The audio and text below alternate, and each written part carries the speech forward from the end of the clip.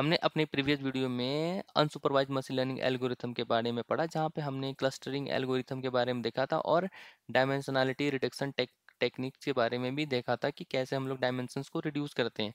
तो चलिए चलते हैं, आज अपने इस वीडियो में क्या करते हैं, इन दो क्लस्टरिंग और डायमेंशनलिटी रिडक्शन टेक्निक्स को इम्प्लीमेंट करके देखते हैं। So without wasting time, so let's get started. तो सबसे पहले फोल्डर में आ जाना है, एक फोल्डर बना लेना। मैंने ऑलरेडी फोल्डर बना रखा है, क्लस्टरिंग एंड डायमेंशनलिटी रिडक्शन। तो यहाँ पे क्या करना है आपको, ओपन इन टर्मिनल कर लेना है। Clear right. अगर अभी तक क्या हुआ कि कोई भी प्रीवियस वीडियो ना देखा हो तो प्लीज़ पहले प्रीवियस वीडियो जाकर देख ले, जहाँ पे आपको एक बेटर एक आइडिया मिल जाएगा क्लस्टरिंग और डायमेंशनलिटी रिडक्शन के बारे में। क्लियर। तो यहाँ पे सबसे पहले क्या करना है आपको, जुपिटर नोटबुक ओपन करना है। अगर आपके सिस्टम में जुपिटर नोटबुक इंस्टॉल ना हो तो आपको टाइप करना है पिप install Jupyter notebook. Jupyter notebook जैसे करेंगे, देखो नोटबुक ए ये क्या है कि नोटबुक एक ही में ही है, नोटबुक एक साथ ही है। तो आपको ये जैसे इंटर करेंगे तो आपके सिस्टम में जुपिटर नोटबुक इंस्टॉल कर देगा। मेरे में ऑलरेडी इंस्टॉल्ड है तो ये दिख रहा है कि रिक्वायरमेंट ऑलरेडी सेटिस्फाइड। ओके। तो यहाँ पे क्या करना है आपको, टाइप करना है जुपिटर स्पेस नोटबुक। तो ये क्या होगा कि अपने इस पर्टिकुलर फोल्डर में क्या होगा, इस पर्टिकुलर फोल्डर लोकेशन पे जुपिटर नोटबुक ओपन हो जाएगा। बहुत सारे क्या होता है कि स्टूडेंट्स जो गलती करते हैं वो जुपिटर नोटबुक को डायरेक्ट ओपन करते हैं, तो वो जुपिटर नोटबुक जहाँ इंस्टॉल होता है वो उस पर्टिकुलर लोकेशन में जुपिटर नोटबुक ओपन हो जाती है। तो जिससे क्या फाइल्स को फाइंड आउट करना, फोल्डर्स को फाइंड आउट करना बहुत ज़्यादा टिपिकल हो जाता है। तो मैं तो ये रिकमेंड करूँगा कि सिंपल फोल्डर में आओ, टर्मिनल ओपन करो और सेम स्टेप को फॉलो करके तुरंत क्या करना है, यहाँ पे जुपिटर नोटबुक ओपन कर लेना है। देखो ये इसी फोल्डर में ओपन हुआ है, इसलिए यहाँ पे कोई फाइल नहीं है, तो यहाँ पर भी कोई फाइल नहीं दिख रही है हमें। तो इसके बाद हम लोग आते हैं राइट साइड, यहाँ पे क्लिक करना है, पाइथन की एक तुरंत फाइल बना लेता हूँ और जहाँ पे मैं यहाँ पे लिखूँगा क्या, क्लस्टरिंग एंड डायमेंशनलिटी रिडक्शन के बारे में पढ़ने वाले हैं। तो मैं फाइल का नाम देता हूँ क्लस्टरिंग एंड डायमेंशनलिटी रिडक्शन। ठीक है। अब यहाँ पे पहला स्टेप, जैसे हमने अभी तक अपनी वीडियो में देखा है कि सबसे पहले क्या करना पड़ेगा, हमें इंपोर्ट करना है किसको, जो बेसिक लाइब्रेरीज हैं। जो बेसिक लाइब्रेरीज है इसको इंपोर्ट करता हूँ, इसको मैं मार्कडाउन में कन्वर्ट करता हूँ क्योंकि बिकॉज हेडिंग चाहिए मुझे। जो हमें बेसिक लाइब्रेरी जो हमें इंपोर्ट करनी है, कौन कौन सी बेसिक लाइब्रेरीज है, सिंपल है, import import pandas as pd and import numpy as np। ठीक है। अब मैं यहाँ पे क्या कर रहा हूँ, बहुत बहुत कॉम्प्लिकेटेड यहाँ पे एग्जांपल नहीं ले रहा हूँ क्योंकि समझने में प्रॉब्लम हो जाएगी। तो मैं यहाँ पे बेसिक सा एग्जांपल ले रहा हूँ, जो मैं क्या करूँगा कि sklearn से ही मैं यहाँ पे इंपोर्ट करने वाला हूँ। ओके। तो मैं यहाँ पे sklearn से इंपोर्ट करता हूँ iris data set. Iris iris load iris iris data set क्या है आपको दिखाता हूँ मैं। आइरिस आइरिस डेटा सेट एक ये है iris data set. No no no this one, what happen, close. ठीक है। ओके लाइक ठीक है। आइरिस स्पेसिस क्या है कि ये फ्लावर्स के पेटल और सेपल के साइज के बेसिस पे ये मतलब कि बताता है ये कौन सी स्पीसीज है। ये सारी चीज़ें हम लोग इस पे इस बेसिस पे क्लस्टरिंग करने वाले। देखो the iris data set was use in the R A Fisher classifier. ठीक है। It include three three iris species with 50 samples each as well as known some properties about the each flower. One flower species is linearly separable from the other two, but the other two are not linearly separable from each other. ठीक है। ये क्या है कि ये something कुछ हमारा data है। ओके ठीक है। हम्म। तो ये हमारा डेटा है। देखो यहाँ पे क्या है, sepal length, petal sepal width, petal length, petal width, और ये कौन सी स्पीसीज है, आइरिस सेट। तो यहाँ पे जो डेटा है, देखो यहाँ पे कौन कौन सा डेटा है, सेटोसा, वर्जिनिका और वर्सिकलर। तीन तीन टाइप के होते हैं, सेटोसा, वर्सिकलर और एक होगा वर्जिनिका। ठीक है। ये तीन टाइप की स्पीसीज हैं। तो ये देखो, ये डेटा आपको डायरेक्ट डायरेक्ट सिंपल यहाँ से भी डाउनलोड कर सकते हैं या फिर डायरेक्ट आप लोड भी कर सकते हैं एसक्यूएल से, जैसे हमने अपने प्रीवियस जब हम लोग रिग्रेसर एल्गोरिथम्स का देख रहे थे तो हमने देखा था। ठीक है। इसको मैं यहाँ पे इंपोर्ट कर लेता हूँ डेटा सेट को भी। अब देखो इंपोर्ट करने के बाद मैं क्या करता हूँ, अब हमें डेटा अपना जो डेटा चाहिए तो क्या करता हूँ, एक वेरिएबल में लोड करता हूँ। लोड आइरिस नाम जो इंपोर्ट किया था इसको मैं यहाँ पे कॉल किया, तो क्या करेगा ये आइरिस नाम के इसमें आइरिस, तो इसमें लोड कर देगा डेटा को। तो ये हमारा डेटा तो आया हमारा, इसके बारे में सारी चीज़ें जैसे हमने प्रीवियस वीडियो में देखी थी, कंप्लीट कंप्लीट डिटेल है। राइट, फीचर्स नेम क्या है, वो सारी चीज़ें हैं यहाँ पे। तो ठीक है, अब देखो ये फ्लावर्स के बारे में है, तो मैं क्या करता हूँ, आइरिस हो गया, ठीक है। मैं एक पहले से ही एक वेरिएबल बना लेता हूँ, एक्स आइरिस। ओके, मतलब ये क्या होगा कि जो हमारा इनपुट्स डेटा होगा उसको मैं चाहता हूँ इसमें लोड कर ले, एरिस डॉट जो डेटा हमने देखा था, मतलब नहीं, एक क्या करता हूँ, ठीक है, आइरिस जो डेटा है वो कंप्लीट डेटा है, sepal length, sepal width, petal length, petal width के बारे में दिया हुआ है यहाँ पे। डेटा में क्या होगा, एक्स आइरिस आ जाएगा, तो एक्स आइरिस डॉट हेड में करता हूँ, X iris numpy iris, oh it's not a data frame, no worries. तो एक्स आइरिस हम लोग प्रिंट करेंगे, तो ये जो हमारा मल्टी डायमेंशनल एरे है वो यहाँ पे प्रिंट हो चुका है, ठीक है। ये हमारा हो गया एक्स आइरिस के बारे में, मतलब जो हमारा इनपुट डेटा है। तो हमारा वाइट इनपुट भी तो होगा, मतलब वाइट डेटा जो हमारा आउटपुट होगा, मतलब कि कौन से स्पीसीज का है। तो मैं क्या करता हूँ यहाँ पे, आइरिस डॉट जो टारगेट में होगा मैं यहाँ पे इसको लोड कर लेता हूँ, जो लेबल होगा, जो ट्रू लेवल होगा। तो ये तो हमारा चलो एक्स और वाई के बारे में आ गया। अब इसके बाद मैं क्या करता हूँ कि जितने भी हमारे यहाँ पे मतलब कि जो क्लस्टरिंग के लिए जो जितने एल्गोरिथम मैं सबको यहाँ पे इंपोर्ट कर लेता हूँ एक साथ। तो यहाँ पे एक केमिन के बारे में पढ़ा, डीबी स्कैन में हमने देखा, तो ये थोड़ा सा एक एज क्या है कि एल्गोमेरेटिव क्लस्टरिंग है, मीन शिफ्ट क्लस्टरिंग है, स्पेक्ट्रल क्लस्टरिंग, जो हम जिसके बारे में हमने नहीं पढ़ा है, पर ये भी क्लस्टरिंग एल्गोरिथम है, तो आपको इसके बारे में पता होना चाहिए, तो इसलिए मैंने ले लिया। एक है गॉसियन मिक्सचर्स, तो मैं इम्प्लीमेंटेशन दिखा रहा हूँ कि एटलीस्ट आपको पता रहे कि कौन कौन से एल्गोरिथम है क्लस्टरिंग के लिए, क्योंकि हमने यहाँ पे केमिन और डीबी स्कैन के बारे में मोस्टली हमने देखा।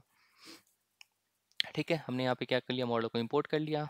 अब मॉडल हमें क्या करना है कि कॉल करके ऑब्जेक्ट बनाने हैं। ऑब्जेक्ट बनाता हूँ मैं यहाँ पे, मॉडल का एक डिक्शनरी बनाता हूँ जिसमें एक मॉडल का नाम और मॉडल के एक ऑब्जेक्ट बना रहा हूँ मैं, विथ पास सम पैरामीटर्स। ठीक है, मैंने यहाँ पे क्या किया, मॉडल्स के ऑब्जेक्ट बना लिए। अब मैं क्या करता हूँ, देखो यहाँ पे क्लस्टर कर रहे हैं हम लोग, कुछ प्रेडिक्ट नहीं कर रहे हैं हम लोग, यहाँ पे क्लस्टरिंग कर रहे हैं, मतलब कि क्लस्टर करेंगे कि जो सेटोसा होगा वो अलग दिखेगा, वर्जनिका अलग और वर्सिकलर अलग। तो मैं देखो यहाँ पे क्या करने वाला हूँ, हम लोग पहले सबसे पहले मॉडल्स वन बाय वन सब में जाएंगे और मॉडल को ट्रेन करेंगे, और जो लेबल्स होगा उसको हम लोग यहाँ पे एन पी डॉट यूनिक्स जो लेबल्स होंगे उसको हम लोग प्रेडिक्ट करके और उसको प्लॉट करेंगे एक चार्ट पे। ठीक है, देखो X iris is not defined और it's taking too much large data. ठीक है, मैं इसको हटा देता हूँ। Okay, so it's saying X iris is not defined why. तो मैं यहीं पे इसको कैंसिल कर देता हूँ। ठीक है, अब मैं इसको टर्न करता हूँ, तो क्या मिलेगा हमें, वो अभी दिखने को मिल जाएगा। P L T is not defined, वो no, what is P L T. P L T मैंने अभी कुछ देर पहले बताया था, कुछ देर पहले मतलब प्रीवियस वीडियो में। हमें इंपोर्ट करना है, इंपोर्ट मैट मैट प्लॉट नहीं matplotlib dot pyplot as P L T, इसको इंपोर्ट करेंगे। मैटप्लॉटलिब को मैटप्लॉटलिब की हेल्प से हम लोग जो मतलब जो ग्राफ चार्ट्स बनाएंगे वो है। अब देखो यहाँ पे क्या हमें दिख रहा है, हर मॉडल के लिए अलग अलग आ चुका है। तो मैं क्या करता हूँ, सबसे पहले हमारा मॉडल से के मीन्स का देखते हैं कि ये के मीन्स का नंबर ऑफ क्लस्टर्स कितने, तीन, क्योंकि तीन ही हमारे पास, कि हमें पहले से पता था तीन है, तो तीन ही मतलब मॉडल सही लिया, तीन है। इसने देखो क्या किया है कि तीन अलग अलग कलर से डेटा को दिखा रखा है। इसने भी क्या कि अच्छे से डेटा को डिवाइड कर दिया, तीन क्लस्टर तीन क्लस्टर तीन क्लस्टर, मतलब कि ये देखो क्या किया, क्लस्टरिंग कर दिया है, मतलब जो डेटा हमारे पास थे वो क्लस्टरिंग पर, जो हमारा यहाँ पे देख के ही पता चल रहा है कि जो बेस्ट मॉडल जो हमारा यहाँ पे काम कर रहा है वो हमारा है अपना पहला मॉडल, क्लस्टरिंग मतलब के मीन क्लस्टरिंग। तो इसके बेसिस पे हम लोग क्या क्या कर सकते हैं, को क्लस्टरिंग एल्गोरिथम क्या है कि सिर्फ मतलब कि जो के मीन है वो क्लस्टरिंग के लिए यूज़ करते हैं। इसके बाद हम लोग कस्टम इंसेंबल टेक्निक यूज करके मतलब मॉडल को और अब अच्छे से ट्रेन कर सकते हैं, तो वो सारी चीज़ें हैं। तो मैं जैसे कि मॉडल एक क्या करता हूँ, क्लस्टरिंग नाम का एक वेरिएबल बनाता हूँ और मैं यहाँ से केमिन का एक ऑब्जेक्ट बना लेता हूँ, मैं अलग से मॉडल ट्रेन कर लेता हूँ जो हमारा बेटर अच्छा परफॉर्म कर रहा है। ठीक है, ये मॉडल हो गया। Okay fine. अब इसके बाद मैं मॉडल को ट्रेन करता हूँ और इसका एक प्लॉट डिवाइड करता हूँ अलग से। तो ये थोड़ा सा मैं इसका इंडेंटेशन सही कर लेता हूँ।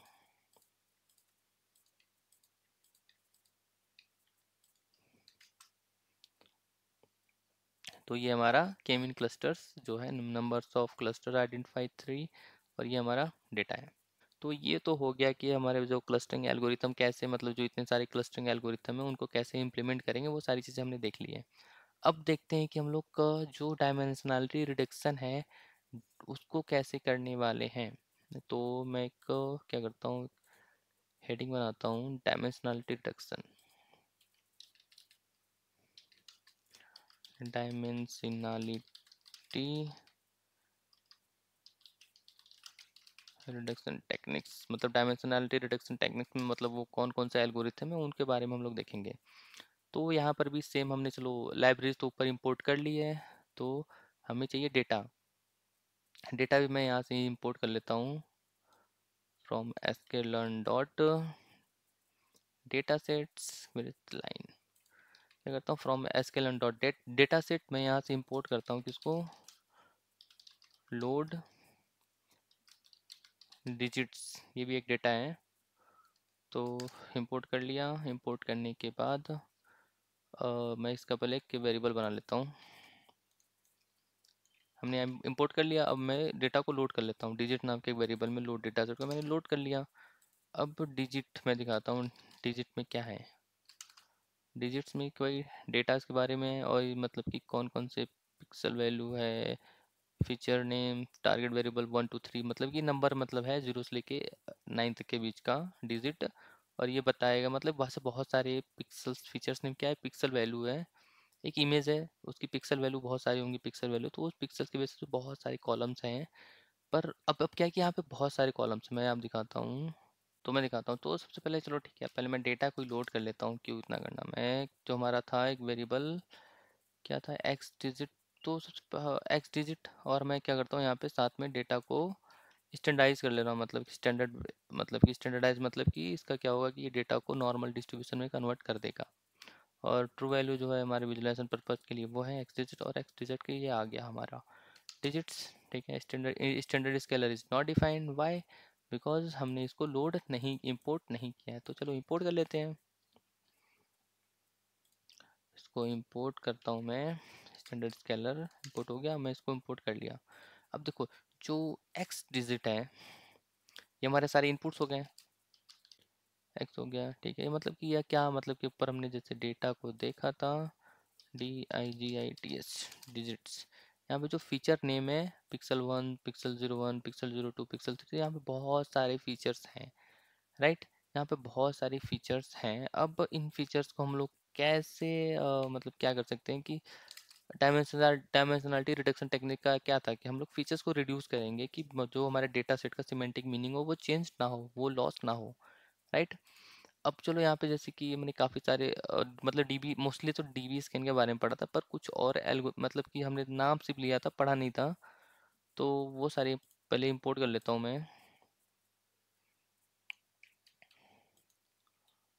तो ये सब लाइब्रेरीज हैं जो है, मैंने पीसी के बारे में बताया था, कर्नल पीसी वही है। एनएमएम मैंने बताया था, और TSNE बताया था, MDS बताया था, ये सब भी कुछ हैं एल्गोरिथम्स जो डायमेंशनलिटी रिडक्शन के लिए यूज करते हैं, पर हम लोग मोस्टली पीसीए ही यूज करते हैं। तो चीज़ें वो with help of kernel PCA. ठीक है, हो गया। अब सेम काम मैं करता हूँ, एक क्या करता हूँ, एक बना लेता हूँ, एक ऑब्जेक्ट्स बना लेता हूँ सारे मॉडल्स के, एक पे एक डिक्शनरी में। तो मैंने यहाँ पे मॉडल्स बना लिया, सारे ऑब्जेक्ट बना लिया। अब मैं क्या करता हूँ, मॉडल्स को डायमेंशनलिटी रिड्यूस करता हूँ। देखो अब ये हो गया। मैं चलो मॉडल को ट्रेन करता हूँ सब पे, मॉडल और फिर ट्रांसफॉर्म एक्विजिट, और जो आएगा वो यहाँ पे बता देगा। तो यहाँ पे एक एरर आ गया कि क्या आया, negative value in the data pass to the NMF। जो हमारा NMF एल्गोरिथम है इसके साथ कुछ एरर आ गया। क्या एरर आया कि नॉन निगेटिव मैट्रिक्स फैक्टराइजेशन, इसके लिए चाहिए कि इसको डेटा को नॉन निगेटिव वैल्यू नहीं चाहिए भाई। नॉन निगेटिव वैल्यू नहीं चाहिए, क्यों? क्योंकि ये मैट्रिक्स मतलब कि डिकम्पोज करता है, मतलब सिंपल से या डिवाइड करता है, तो मैं इसको हटा देता हूँ अभी के लिए। ठीक है, अब मैं मॉडल को ट्रेन करता हूँ। अब देखो यहाँ पे मॉडल द पीसीए पर्सनल पर PCA dimension reduction on digit data sets सारा चीज़ें हैं, इसको हमने ट्रेन किया, मतलब सबको देख लिया वन बाय वन। ये कौन सा भाई, बहुत सी काम किया। TSC dimensionality reduction on digit data test, जो हमारा टीएससी मशीन लर्निंग एल्गोरिथम है वो काफ़ी अच्छा यहाँ पे काम कर रहा है। देखो अभी यहाँ क्या हुआ कि जो हमारा था हमारा एनएमई डेटा सेट्स एनएमएफ, वो नॉन निगेटिव वैल्यू को नहीं लेता। तो उसके लिए हम लोग क्या करेंगे कि मिन मैक्स स्केलर, जैसे हमने यहाँ पे स्टैंडर्डाइज किया था ना, ऊपर डेटा को स्टैंडर्डाइज किया था, कहाँ गया है डेटा, स्टैंडर्ड स्केलर से डेटा को स्टैंडर्डाइज किया था, मतलब डेटा को मिन नॉर्मल नॉर्मल डिस्ट्रीब्यूशन में कन्वर्ट किया था। तो यहाँ पे हम लोग क्या करेंगे, यूज़ करेंगे मिन मैक्स स्केलर का। मिन मैक्स स्केलर क्या करेगा कि transform the data to be the non negative using the min min max scaler से क्या कन्वर्ट कर देगा। Okay, that's fine. अभी still model is still training. तो जब से मॉडल ट्रेन हो रहा है तब तक हम लोग देख लेते हैं कि यहाँ पे हो क्या रहा है। चलो एक एल्गोरिथम मैं पकड़ता हूँ, ठीक है। अब देखो ये जो PCA personality reduction of digit हमने किया, यहाँ पे पीसीएल मशीन लर्निंग एल्गोरिथम का यूज, यहाँ पे मैंने दिया एन कंपोनेंट इक्वल टू 2, मतलब कि जितने भी यहाँ पे होंगे क्या नंबर्स ऑफ फीचर्स, उन सारे फीचर्स को कंबाइन करके सिर्फ 2 फीचर में कन्वर्ट करना, राइट। सिर्फ 2 फीचर में कन्वर्ट करना, सिर्फ 2 feature, nothing more than else. तो इसने सिर्फ देखो कंपोनेंट 1 एंड कंपोनेंट टी सिर्फ 2 फीचर में कन्वर्ट किया, और इन 2 फीचर्स की हेल्प से ये डेटा को क्या किया, क्लस्टर्स किया है। जितने डेटा है 9, 0 से लेके 9 तक हमारे पास वैल्यू थी, मतलब डिजिट्स वैल्यू थी 0 से लेके 9 तक, उन सबको क्या किया, क्लस्टर किया। तो देखो ये थोड़ा सा बेटर परफॉर्म नहीं कर पाया, पर भी काफ़ी अच्छा किया है, राइट। उसके बाद हमने जब कर्नल पीसी का यूज़ किया, ये भी थोड़ा सा बेटर परफॉर्म किया as compare to the PCF. बट जब हमने टीएससी डायमेंशनलिटी रिडक्शंस का यूज़ किया तो ये बहुत अच्छा काम किया भाई, बहुत अच्छा। इसने आराम से कंपोनेंट 1 कंपोनेंट 2 में डिवाइड किया है। हमने ऊपर देखा होगा कि टीएससी के लिए एन कंपोनेंट 2 एन कंपोनेंट 2, और अगर हम लोग कंपोनेंट बढ़ाना चाहें तो 3 कर सकते हैं, पर ये 3D स्पेस में हम लोग फिर प्लॉट डिवाइड डिजाइन कर देगा, जो कि हम लोग समझ नहीं पाएंगे, इसलिए मैंने 2 लिया है। आप लोग या तो 3 ले सकते हैं, 4 ले सकते हैं, 5 ले सकते हैं, based on your needs.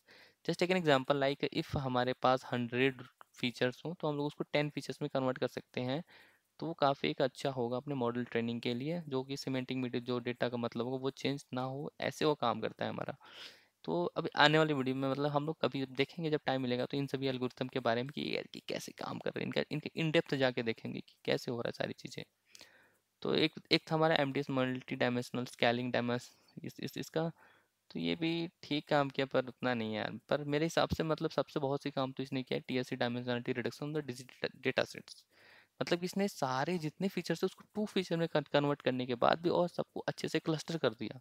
That's great news. Okay, तो ये तो थी सारी चीज़ें किसके बारे में, यहाँ पे क्लस्टरिंग एल्गोरिथम क्या हमने देखा, और यहाँ पे जो डायमेंशनलिटी रिडक्शन टेक्निक्स का यूज़ करते हैं डायमेंशंस को रिड्यूस करने के लिए, वो भी हमने सारी चीज़ें देख ली। तो ये हमारा रहा मशीन लर्निंग प्लेलिस्ट का लास्ट वीडियो, जहाँ पे हमने कंप्लीट सुपरवाइज लर्निंग मशीन मतलब अनसुपरवाइज लर्निंग एल्गोरिथम के बारे में पढ़ा था, और उसका हमने प्रैक्टिकल इम्प्लीमेंटेशन करके भी देखा। तो अगर वीडियो अच्छी लगी तो प्लीज़ वीडियो को लाइक करना, प्लेलिस्ट को शेयर करना, जिससे कि थोड़ा सा मोटिवेशन आए। तो मैं नेक्स्ट नेक्स्ट जल्द ही डीप लर्निंग का प्लेलिस्ट लेके आऊँ, जहाँ पे हम लोग कैसे एक न्यूरल नेटवर्क को डिज़ाइन करते हैं, और कैसे न्यूरल नेटवर्क काम करता है, पूरा theoretical concept with a mathematical intuition behind that, सारी चीज़ें हम लोग देखेंगे। तो वीडियो को लाइक करना यार, थोड़ा सा मोटिवेशन मिलती है। So we will wait. तो बाय।